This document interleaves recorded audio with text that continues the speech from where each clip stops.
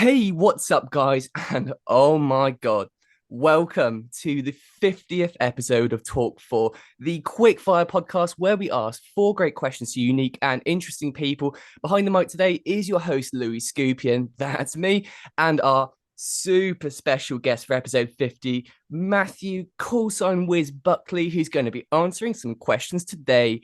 Matthew, please say hi, introduce yourself, and give us a quick rundown of who you are and what you do before I shoot some questions. You bet, my brother. Thanks for having me, and congrats on episode 50. That's a big milestone, man. Um, Thank you. Matthew Buckley. My call sign is Whiz, and former Navy FA-18 Hornet fighter pilot. And before we go any further, let me just clear one thing up. So my call sign's Whiz, and let's just say that not all fighter pilots are running around out there with cool call signs like Maverick or Iceman, right? Most fighter pilots go out and earn their call sign, usually by doing something stupid. So my call sign's Whiz, and I'll take no questions about how I earned my call sign. But yeah, flew the F-18 Hornet for about 15 years. I got to graduate from the Navy Fighter Weapons School that many of you know as Top Gun. I went through the adversary course, so I actually learned how to be a bad guy. And then I also flew some combat sorties over southern Iraq with Operation Southern Watch off of the Abraham Lincoln and the Kitty Hawk. That's absolutely amazing. And yeah, guys, this is a big deal. It's episode 50. And I was thinking, who can I get on for episode 50? And, I watched Top Gun Maverick recently many times. And when I went on the search, I wanted to find someone who graduated Top Gun. And here we are, we've got him on the other end of the screen. And I know that you obviously have your own podcast too, the Max Afterburner podcast. So Mm-hmm. I got to ask, what's it like being in the guest seat this time, not the host seat? Oh, it's a lot easier. I'm on the receiving end. I don't have to do any work, so this is awesome. Damn right. Yeah, I know what you mean. I mean, hosting podcasts, it's a stressful business, 50 episodes of it as well. But I Yeah, tell you what, man, I've got four epic questions lined up for you today. So if you're ready to crack on, should we get on to question number one? fire. Right, let's do it. So, for question one, tell me a bit about your backstory then. So, how did you originally get into flying in the Navy? What was the inspiration behind it? And how did that lead to graduating Top Gun and this amazing military career you've had? Yeah, so I was born and raised in South Jersey, outside of Philadelphia. One of six kids, kind of a lower middle class Irish Catholic family, and uh, my parents raised me service above self, right? To be part of something bigger than you and to love this country. So was always interested in serving my country, and we lived on the beach in New Jersey. So I love the water. So service, water, and then across the street from me, my best friend growing up, his dad flew fighters in the New Jersey Air National Guard, and this guy was larger than life, man. This was the Wow. like early mid 80s, and he had this Trans Am and he wore this flight suit, and he was like the coolest thing since sliced bread. And he flew over our neighborhood one day at about, I don't know, 10 feet in like Max Afterburner, and like almost destroyed us at the bus stop waiting to go to school. So I'm like, you know what? I want to do that. So flying, water, I, since a young age, I always wanted to fly jets off of aircraft carriers. So was lucky enough to get selected for jet training. After I graduated from college, lucky enough at the time to get selected to fly F-18s, because at the time the Navy had a lot of jets. They had the Tomcat, obviously, like you saw in the movie Top Gun. They had A-6 intruders. They had jammers. They had a lot of jets, but the most elite jet that you could fly at the time was the F-18 Hornet. Got selected to fly the Hornet, and then moved out to California and did two cruises, one on the Abraham Lincoln, one on the Kitty Hawk. And then also became an LSO, a landing signal officer. So when I wasn't flying, I'd be on the back of the boat day, night with other LSOs trying to help my fellow aviators land aboard the ship. So that was really interesting. And then followed a lot of guys and gals out of the door in the year 2000 to go be a rich airline pilot, and decided to try and win the lottery. And the lottery at the time was getting an airline job and also keeping the ability to fly fighter jets. So I got hired by a Navy Reserve fighter squadron out of Fort Worth, Texas. So literally won the lottery, man. I was an airline guy, and then on the weekends getting to fly the F-18 as a reservist. But my first and last day at work for American Airlines was the morning of September 11th. Wow. So I was actually packing for my first trip when my wife came in and said, "Hey, you better go take a look at the TV. Somebody hit the World Trade Center with an airplane." And I'm like, whatever, idiot in bad weather or small airplane. And she's like, you better come look. So walked out in the living room, saw what everybody else saw, beautiful day in New York City, big hole, flames. And I'm like, standing there going through my mental aviation checklist of how that could have happened, and then saw the next airplane hit. I immediately knew we were under attack. It's still in my closet, as a matter of fact. I still have my American Airlines uniform in the plastic from the cleaners, from the tailors. So I pushed that out of the way, threw on my flight suit. I raced out to Naval Air Station Fort Worth and got out there just as they closed it and went to a combat posture. Me and another squadron mate made it out. We ordered the maintenance guys to get a couple jets ready for flight, and ran next door where the Air Force Reserve Squadron was. They had F-16, so 4 of their pilots made it out there. So it was me and my buddy Gruff with 4 other F-16 pilots. We were in the command post briefing to get airborne when the Pentagon got hit. So it was just incredibly surreal moment. So potentially went from flying in an airliner that day to shooting one down. To maybe even shooting down a squadron mate. I mean, most of the guys in my reserve squadron were airline pilots. I mean, imagine being ordered, not only to shoot down an airline full of civilians, but one flown by, one of your best friends. So it was brutal. So got furloughed from American Airlines a couple of weeks later, which is polite airline terminology for laid off. So I kind of went, full-time reserve bum, so to speak. So our squadron got a lot more money, obviously, because we were all getting ready to go to combat. So as a reserve bum, I got selected to go out to Top Gun through the adversary course. So there's like 2 courses. There's like the really big course, and then there's the bad guy course. So I got to go through the bad guy course. So I flew jets that were painted like bad guys, and I had to go study all the enemy tactics and missiles and threats and what they did to be the bad guy for the good guys going through the Top Gun course. So that was pretty cool. And then, in the background, as guys were sitting in the ready room, with their boots up on the table, drinking coffee, talking about, drinking or whatever, I was interested in finance, trading, investing, because you don't join the military to get rich. You join the military to serve your country. So I was always interested in finance. So in the background, I was teaching myself, how to trade stocks, how to trade options. So after I lost my airline job, I was doing so well trading that I popped up on the radar of a volatility arbitrage firm up in Chicago, and they hired me. So I went from it's literally like, if anybody's seen the movie Trading Places, I'm Eddie Murphy. I essentially went from being a little old lowly retail trader to the big leagues. So went up and I helped run a multi-billion-dollar options trading firm. And then, no offense to anybody in Chicago, I'm a beach guy. Mm-hmm. I'm a Navy guy. I like sun, sand, warmth. So after a couple of years up in Chicago, I said, you know what? This ain't rocket surgery. I can do this on my own. So I moved down here to South Florida, and I started a company 2009, I think, called Top Gun Options, where I teach people how to trade equity options. That is just brilliant. I mean, what's a story. And I'm just so glad to hear that you've always been able to follow this passion of yours with flying, and it is something so incredible. I was going to say as well, I spoke to another F-18 pilot who I believe you've spoken to as well, Kegan Gill. He was amazing too.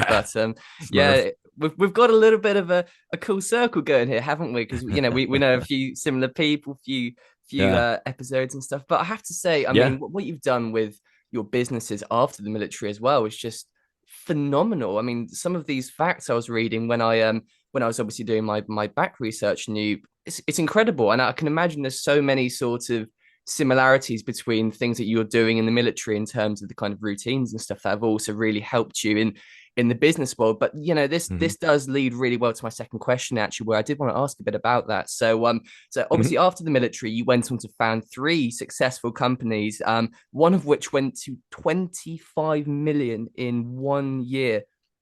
You bet. Any business knows that just breaking even in the first year is an achievement.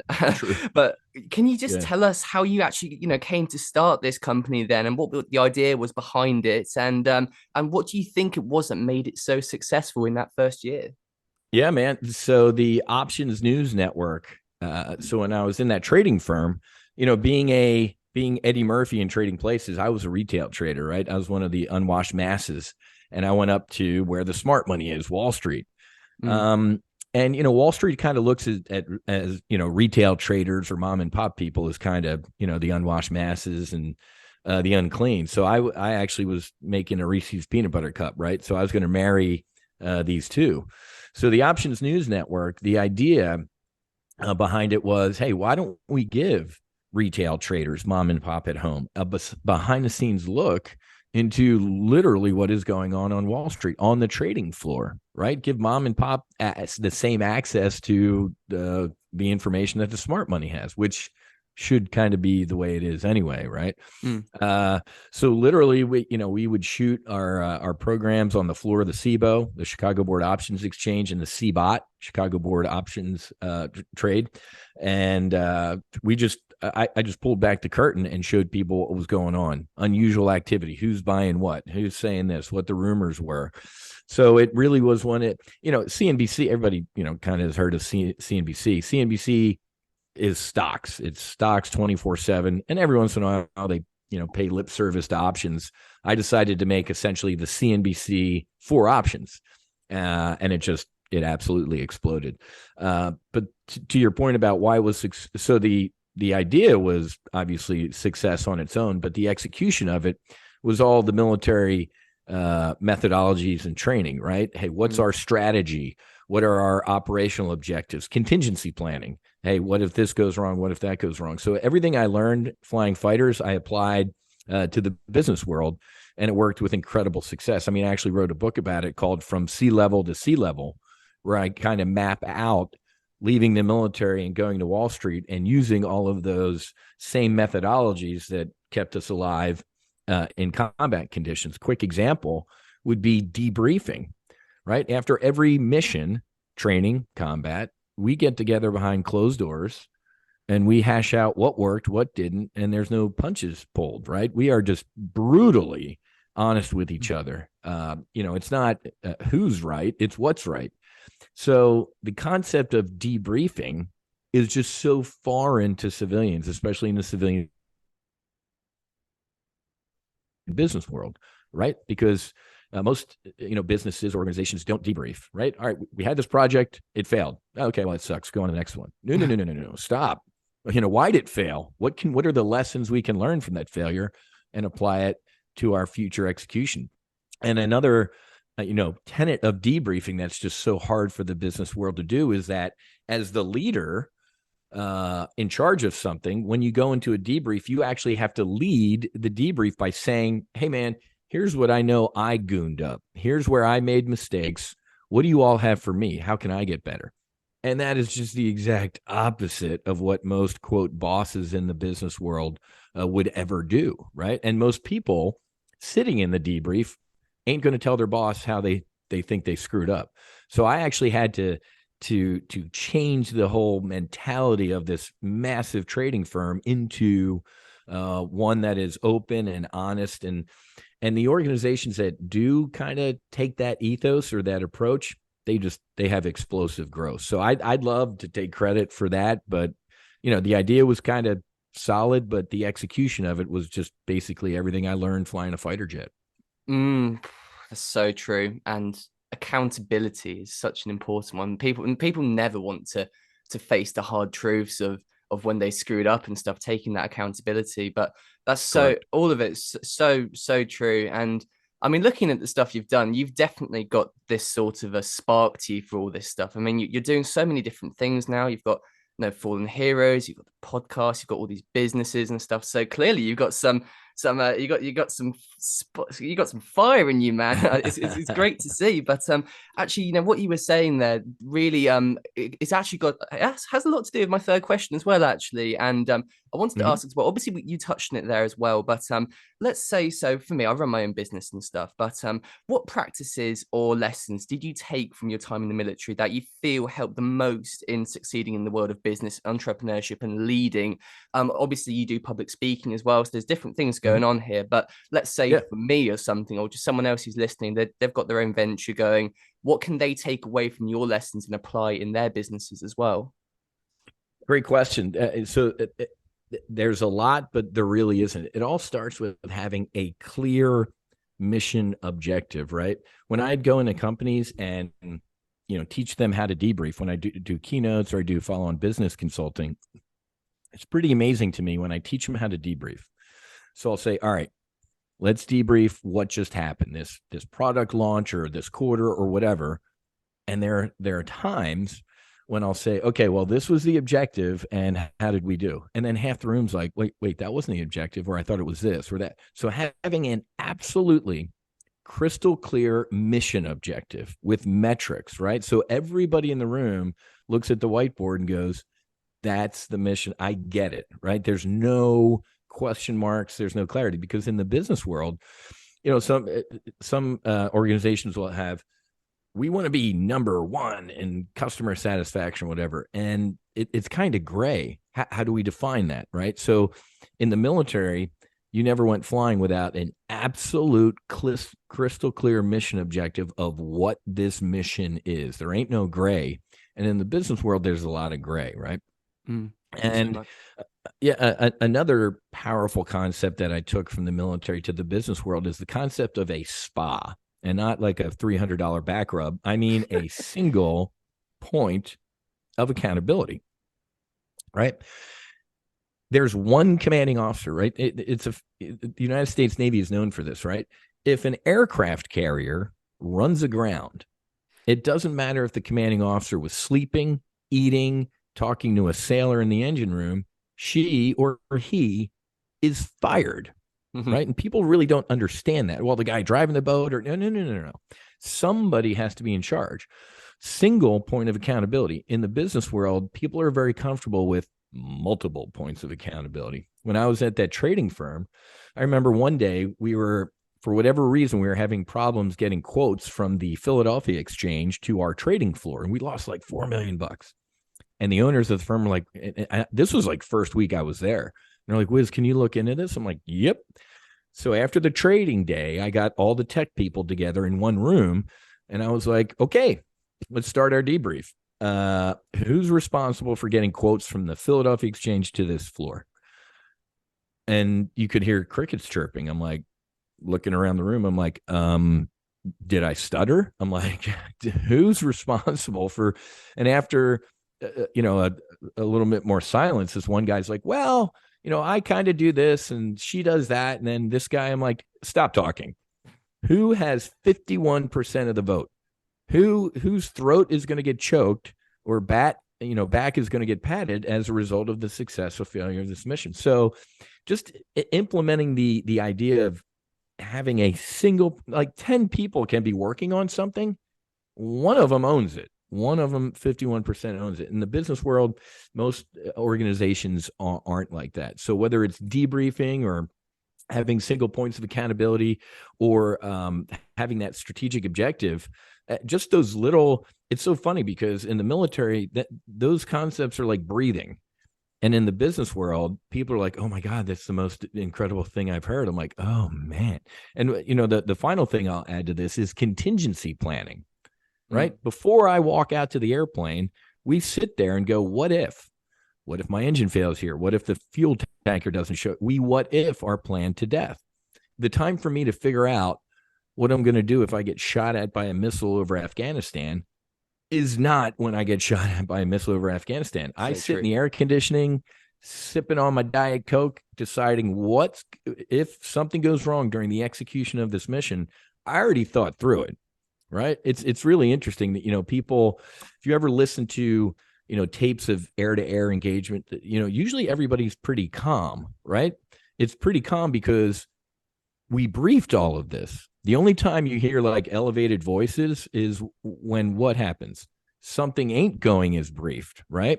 But the vast majority of the time, the final part before before I go on a business mission or fly in an airplane is the contingency planning.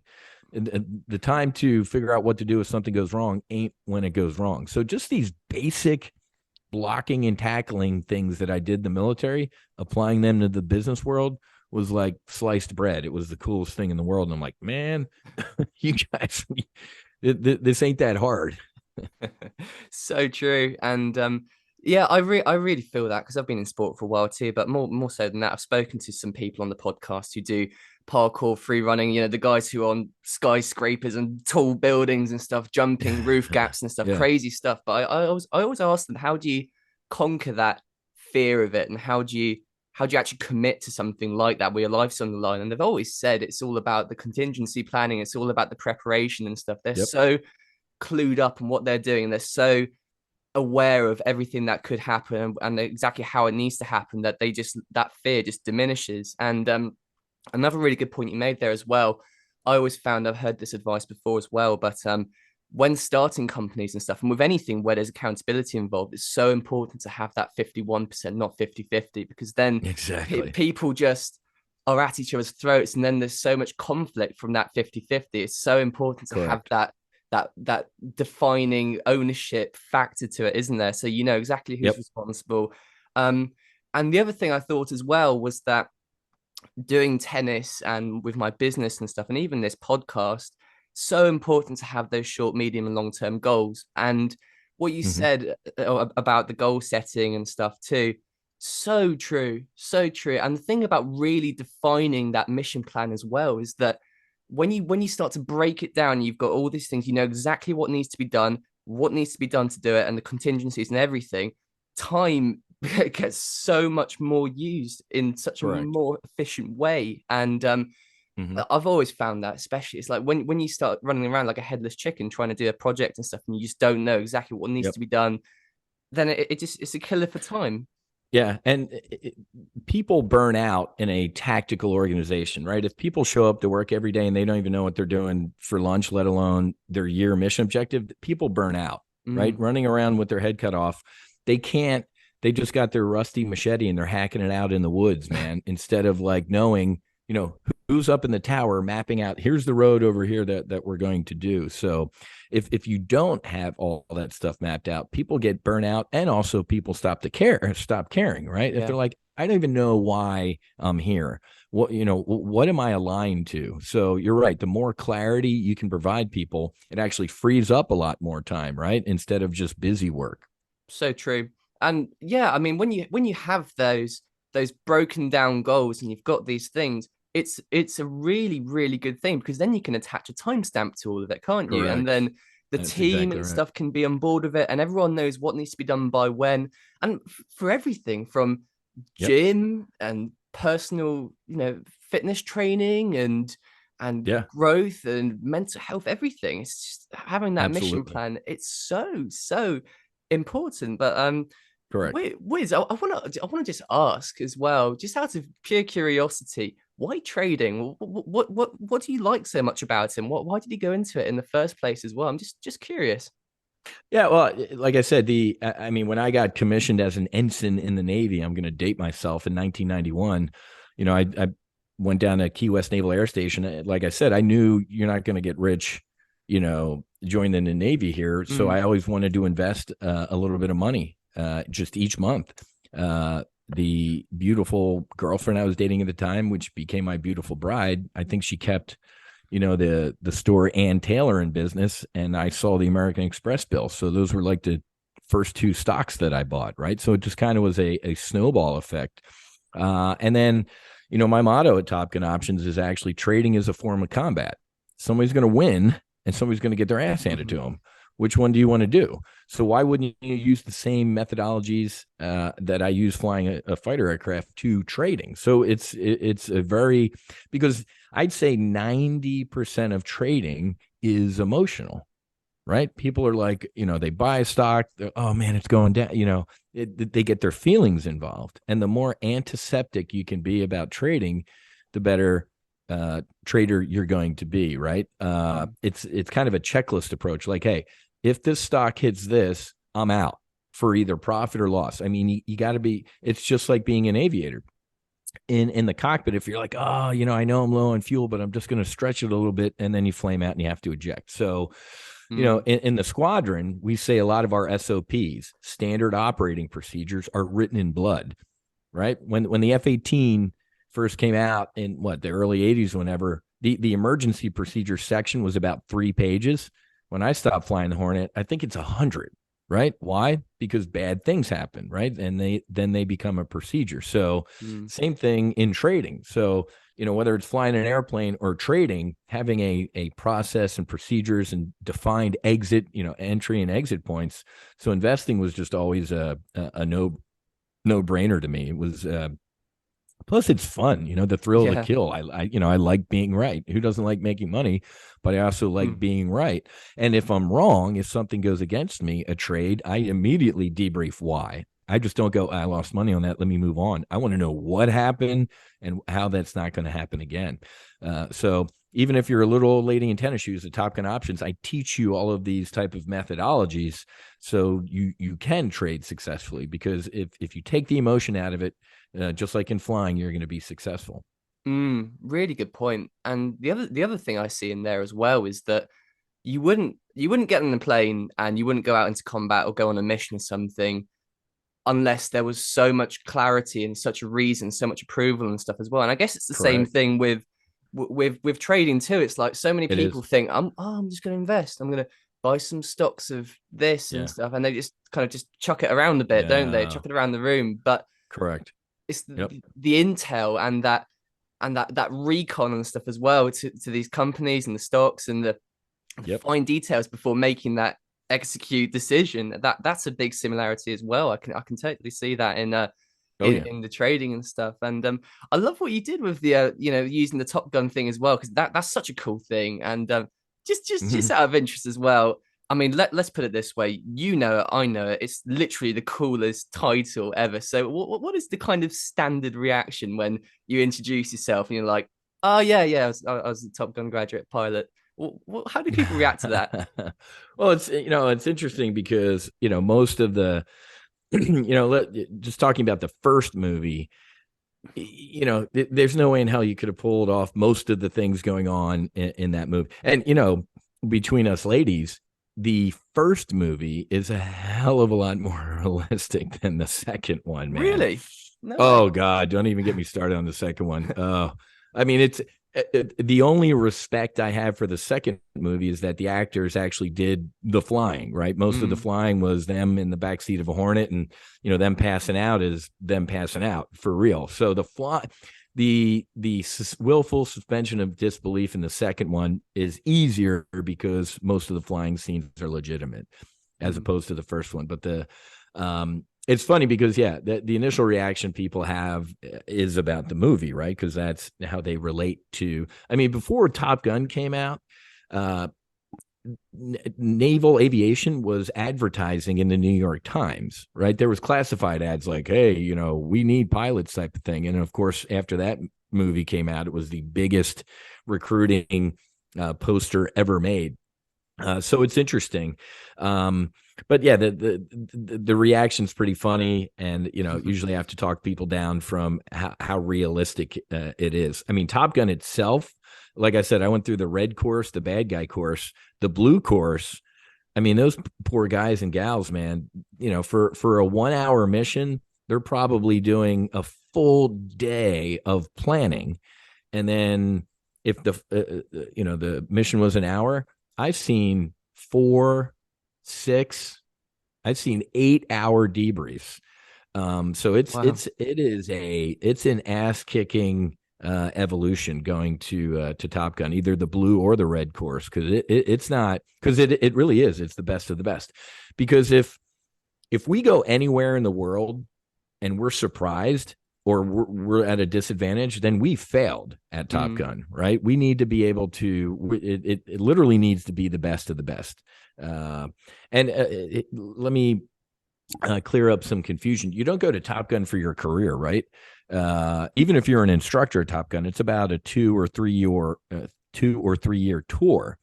At Top Gun, you're actually taught to be an instructor, because in my squadron, for example, there was 17, 18 pilots. So when I went to the course and got my adversary qualification, I came back and I was expected to be a teacher, right? Because everybody can't go to Top Gun. So when you become a graduate, you actually kind of are that instructor too. You got to go back to your fleet squadron and say, hey man, here's the coolest, latest intel that I just learned. And here's the coolest, latest, greatest tactics. Let me teach you them. So it's kind of the train the trainer type of mentality. Interesting. Yeah.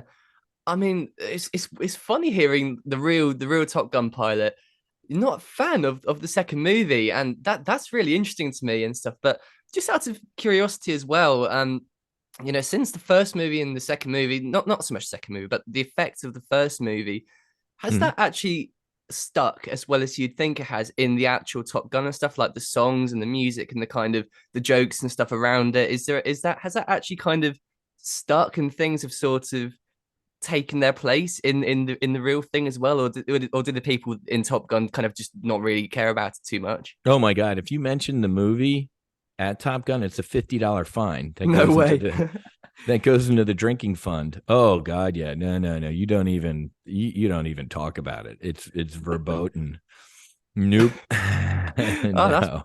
That's brilliant. $50 fine for talking about it. Yeah, I can imagine that sort of a thing happening and stuff. And is there a fine for playing Danger Zone out loud in the school? Oh my God. Yeah, no, you can't even. It's bad. I mean, yeah, but we get it that it's part of pop culture and stuff like that. And it leads to recruiting and everything. Like, one of my really good friends, you should have on your podcast. His name's Brian Ferguson. His call sign's Ferg. He was the technical advisor for Maverick, and he was also the technical advisor for Devotion, the movie that just came out about the first African-American Navy fighter pilot, and Thomas Hudner, who was awarded the Medal of Honor for trying to save his life. So Ferg is a great guy to talk to, because the Navy, after they saw the success of the original Top Gun, they actually sent Ferg on Navy orders. I mean, he was sent to Paramount for like 14 months, and he's got some really great stories about when I saw him down in Miami. He's a Delta captain now, but he showed me his cell phone. He's like, that's Tom's number, and that's Jerry Bruckheimer. He's like, he became really good friends and best friends. So he's got some awesome stories about the behind the scenes of Maverick. So you need to talk to him. But the Navy this time around is definitely a lot more supportive of it. I mean, the aircraft carrier, they allowed them to use and stuff like that. I mean, they paid for it. I remember Ferg telling me this one story, something about like Jerry Bruckheimer's like, all right, well, we need the boat to do this, or the sun angle for this. And Ferg's like, yeah, that'll be $11 million. And I think Ferg said it as a joke. And Jerry Bruckheimer looked at him like, and shrugged his shoulders like, duh, do it. So it was, but yeah, you got to talk to Ferg, because he's got some great Maverick stories. Hell yeah. No, I'll definitely reach out as soon as we're done here. I'll make sure to sling a message and see if I can get him on and stuff. But anyway, before we move on to our last question, just want to ask on the subject. Anything goes here. You versus Maverick. Dogfight. Who's clutching the win, do you reckon? That's like the dumbest question I've ever heard. It's me, of course. I expected nothing less than that. Perfect. Yeah. Right. Plus he's a little older than me, so I got that. He's a couple years older than me, so yeah, he's a short Tom ass Cruise, as well. he's like I said, talk to Ferg, because he's got some good stories. I mean, Tom, a great guy. Apparently, he's an aviator too. Obviously, he flies his own Mustang, and he flies an L-39. I own a couple L-39, so maybe this is my open invitation to Tom that he and I can go out and dogfight for charity. How about that, for the No Fallen Heroes Foundation? Oh, that sounds good. Yeah, do it. Try and record it as well. I'd love to see that. But I'll tell you what. Talking about No Fallen Heroes. This is actually part of my fourth question, and it's taken a deeper turn. But here we go. So, I know that you are doing obviously so much work on No Fallen Heroes right now, and that you're a huge advocate for veteran suicide prevention, which is a massive problem. My question Yeah. for you is, if a vet is listening to this podcast right now who's in a bad place, not sure where to turn and what to do, what advice would you give them, or what would you say to help them out and get onto a better path for recovery? The first thing I tell them is there is hope. There is a way out of the darkness. I'm speaking from experience. Well, the first thing I'd say is if anybody is listening to this, veterans in trouble in the United States, you can dial 988. 988 is the National Suicide Hotline, and press 1 if you're a veteran.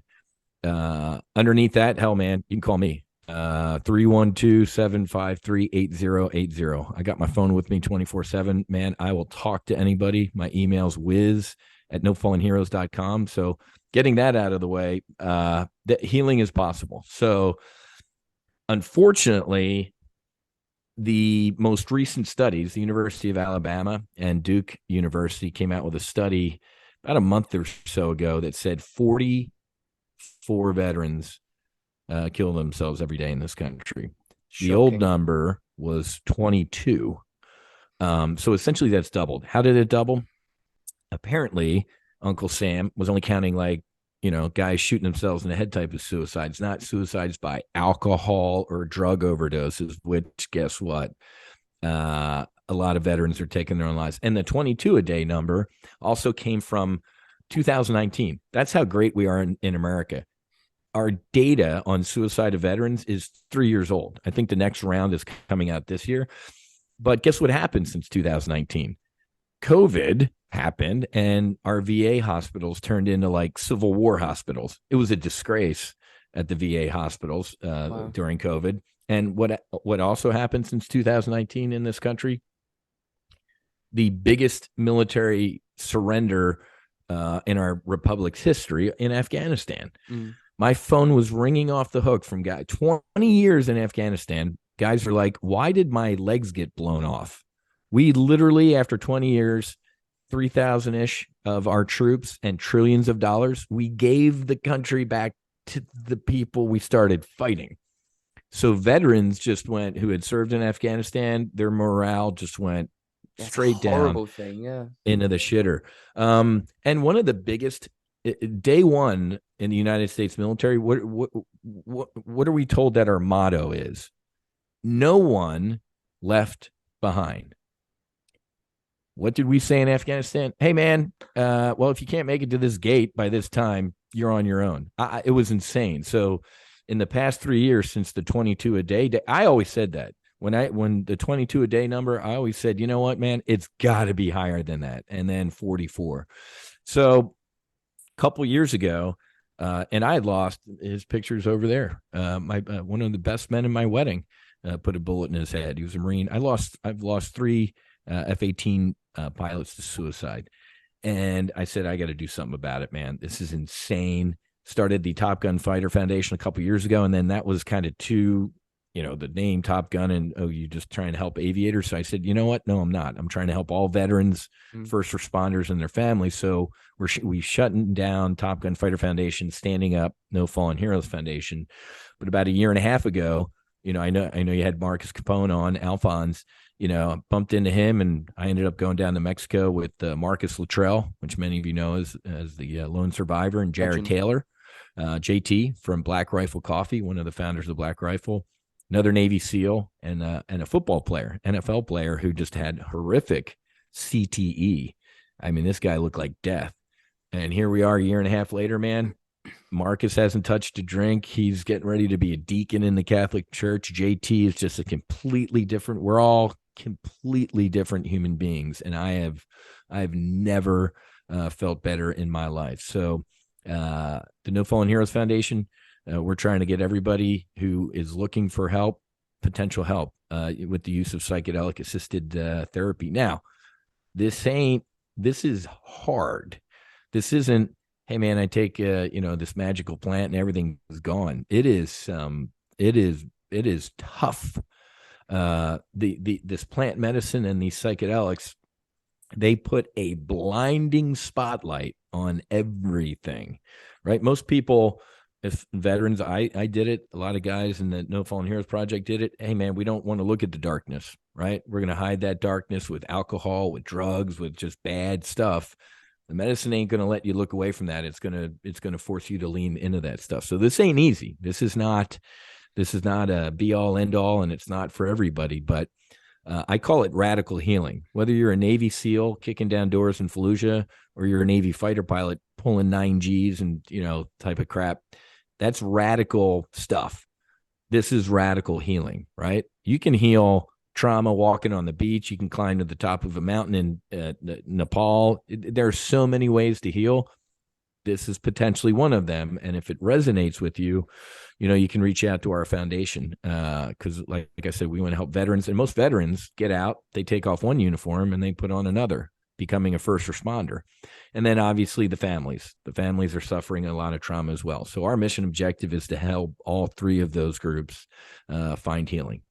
That's brilliant. And yeah, no, I've heard the stories from Mark Keller and Kegan Gill as well. And it's amazing what's been going on with all this stuff. But it's just shocking, the problem. And you're so right about Afghanistan. I mean, for someone who's had a limb blown off, has been through hell with all this stuff, it must.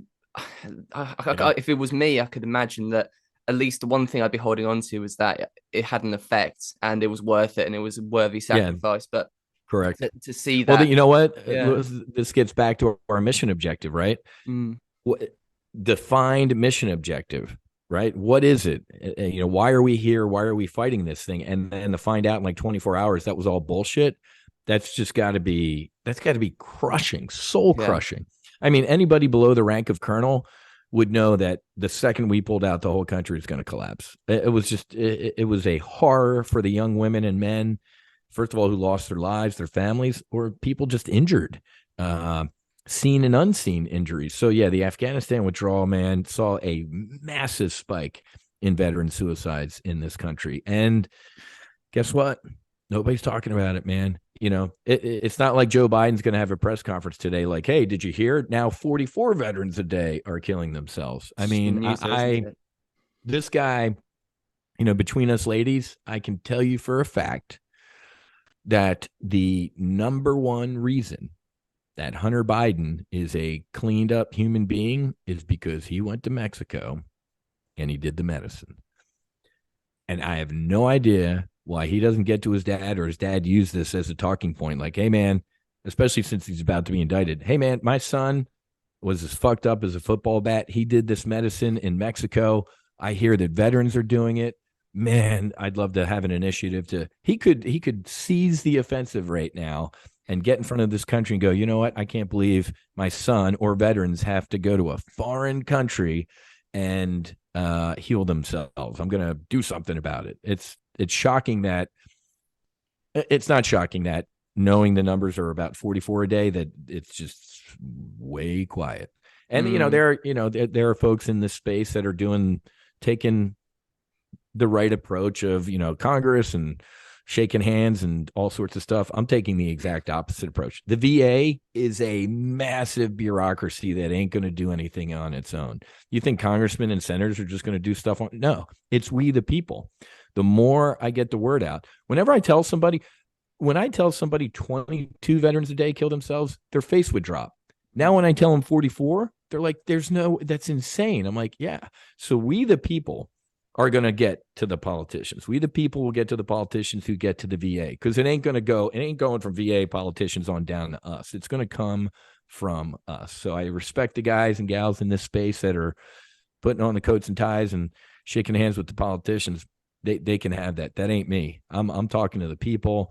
This is going to be a we the people movement. This ain't going to be Uncle Sam. Uncle Sam's the one who made this shit illegal. It cracks me up. It doesn't crack me up. It actually pisses me off. But the definition of a Schedule I drug in this country is high risk of addiction and no therapeutic use. Are you kidding me? Ibogaine. I never want to do Ibogaine again, man. I got my ass kicked. So ain't no addiction. It's anti-addictive, right? The more psilocybin, the more Ibogaine you take, God's a pretty smart pharmacologist, the less it works. You can't keep going back to it. God's like, So no addictive properties, and it changed and saved my life. So it's not addictive and very therapeutic. Let me give you the definition of something that is highly addictive and not therapeutic: a cigarette. My God, why is a cigarette not a Schedule 1 drug? Well, Wiz, let's answer that really quickly. The tobacco lobby. It's because of money. Cigarettes will kill you, and they're the most addictive thing on the planet, but they're not a Schedule 1 drug. So you could do some psilocybin in this country and be charged with a felony, but the tobacco companies are out there pushing this shit. We're inverted, and I'm fired up about it because this has got to change. It's insane.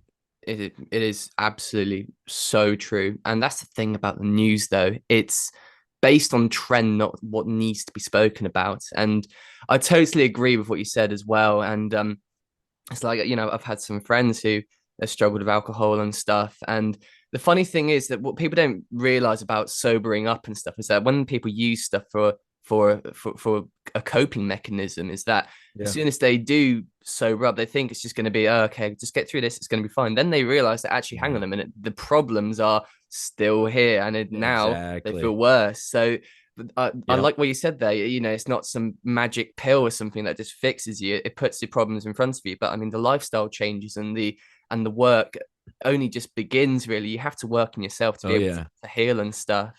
Yeah, the ratio they told me in Mexico, because I remember after my ibogaine treatment, I'm like, I am healed. I am a clean machine. Oh my God, this is awesome. And they're like, all right, throttle back, Wiz. 5%, 5% is down here. 95% is the integration. I'm like, yeah, whatever.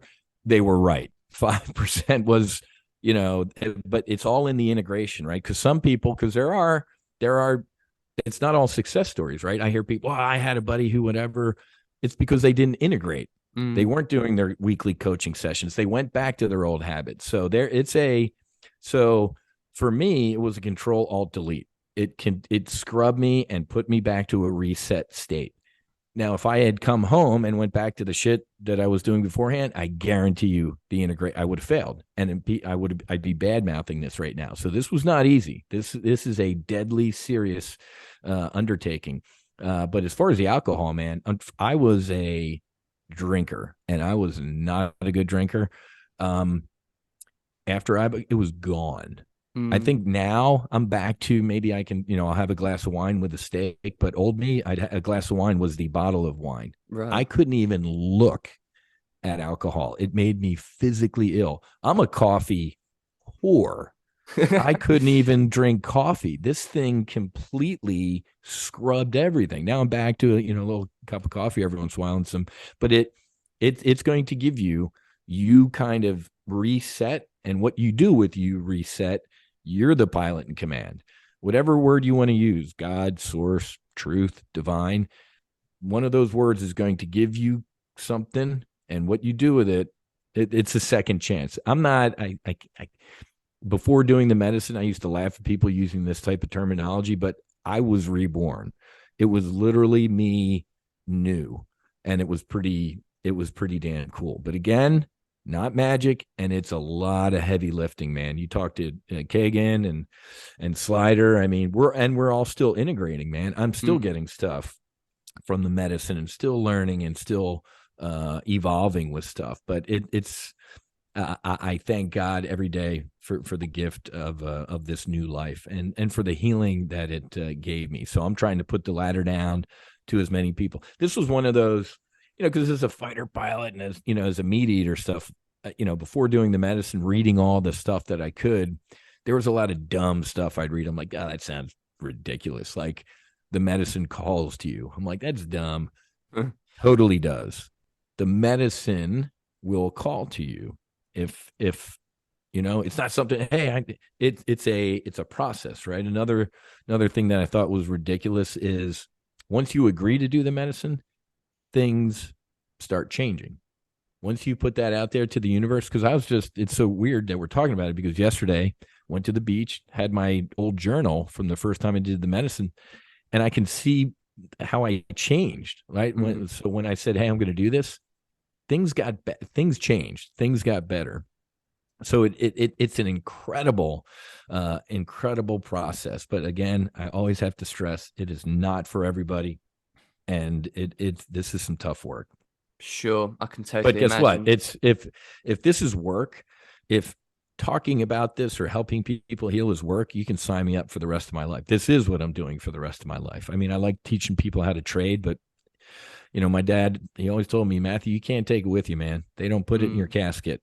So money's great, but I'd rather use any money that I make in our foundation to help save lives. Because, right now, I think we budget about $5,000 ish per vet to send them to Costa Rica or Mexico for treatment, which is a lot of money, man, Yeah. especially for a vet if they're down on their luck or, not working. So that's why any donations to our foundation is used for sponsorship. Another guy, Lewis, you got to talk to is Justin Lepre. Justin Lepre owns or runs Heroic Path to Light in Austin. So he started an entheogenic church. So he actually uses the medicine as a sacrament. So instead of us spending $5,000 to send somebody down to Mexico, he's doing it in Austin under the auspices of a church, right? Because I can't believe we even have to say this because this country was founded on religious freedom. But if you're using these medicines for a spiritual purpose, it's not a felony. It's not a, Schedule 1. So he's actually, I think 2 weeks ago, 2 or 3 weeks ago, he just did his first retreat on U.S. soil. So this is coming. This is, hell, I'd love to open the, Colorado just legalized it a couple of weeks ago in their election. I'd love to open the No Fallen Heroes Aspen Institute of Healing, but it's a national disgrace that we're having to send veterans, first responders, or their family members overseas to heal. It's a disgrace. So I'm going to fight that, and we're going to win. There's no stopping this. Big Pharma is going to try and stop it, but Big Pharma right now speaks with forked tongue. They're bad mouthing all of it, while at the same time, their agents are out there trying to figure out how to corner it and, profit off of it. But guess what? God's a pretty good pharmacologist, because you can't patent a root and you can't trademark a toad. So good luck, Big Pharma. So either, lead, follow, or get out of the way. And they're about to get steamrolled over, I guarantee you. That's what I want to hear. That's exactly what I want to hear. And I know that you have to. I know you have to whiz off in a minute for the grudge match of the century. So shut me up if you need to go. But I just want to ask as well, just quickly. I know that you're making a documentary for No Fallen Heroes as well. I've read up. So just wondering how's that going, and what's looking for the release of it. Yeah, so we're still in production. We want to do some more shooting in February, because I'll give you a little bit of a peek as to why we're still in production, because we went down to Mexico with Slider and the other guys, and we shot. But this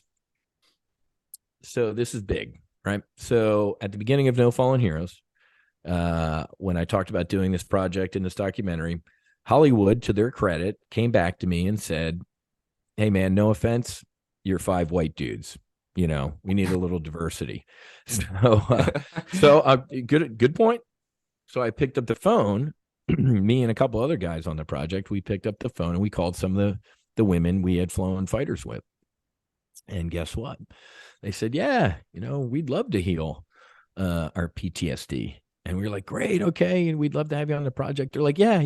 It ain't from combat. It's from rape and sexual assault.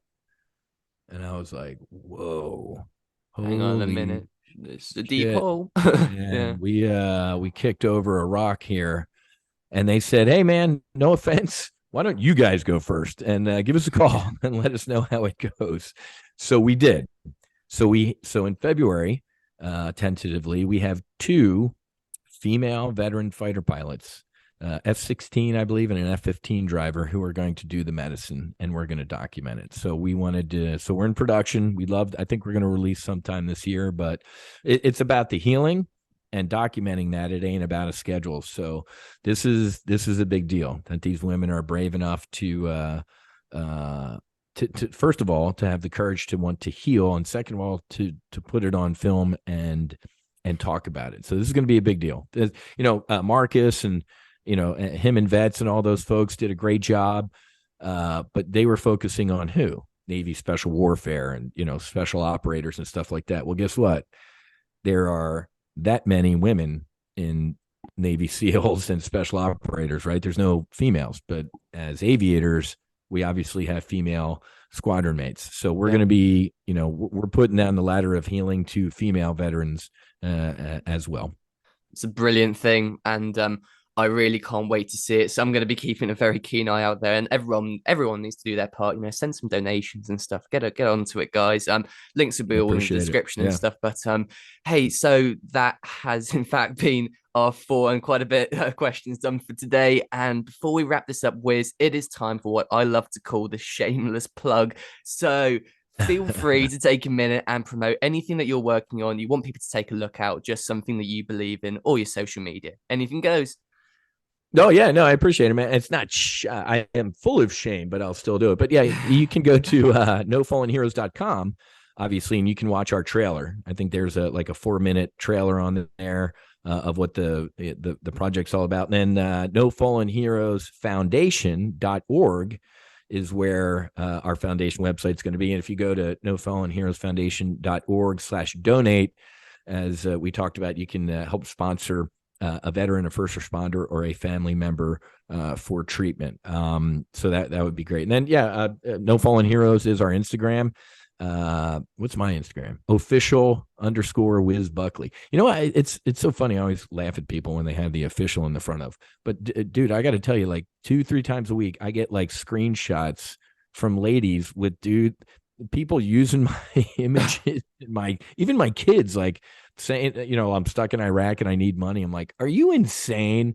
So it's official_Whiz Buckley is my Instagram. People, just some losers in the world, man. I mean, that horrible. Use fake profiles and try to get money from people. And then topgunoptions.com /sitrep, SITREP.